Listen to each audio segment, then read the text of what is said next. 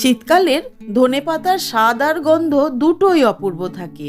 আর বাটা নয় কিন্তু, গোটা গোটা ধনেপাতা দিয়ে এরকম ভাবে চিকেন কখনো ট্রাই করেছেন? না করে থাকলে চলুন দেখে নিন আজকের রেসিপিটা।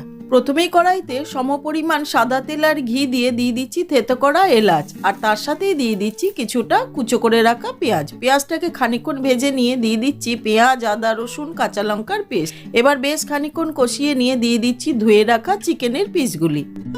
এবার দিয়ে দিচ্ছি বেশ খানিকটা ধনেপাতা কুচি। এখানে কিন্তু ডাঁটিগুলো দেওয়া যাবে না। দিয়ে হাই ফ্লেমে 5-6 মিনিট কষিয়ে নিচ্ছি।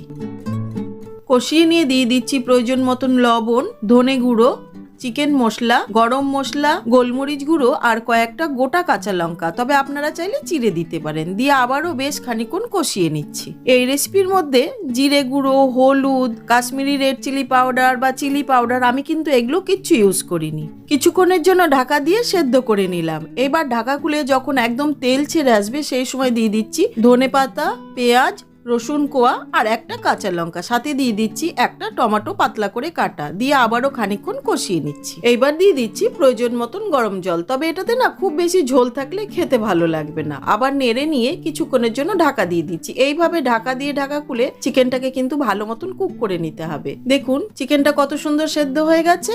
এইবার গ্যাসটা অফ করে দিয়ে দিচ্ছি অর্ধেকটা গন্ধরাজ লেবুর রস। এতে করে না খুব সুন্দর ফ্লেভার আসবে। ব্যাস, রেসিপিটা রেডি। এবার ভাত, রুটি, পরোটা যার সাথে মন চায় তার সাথেই খান।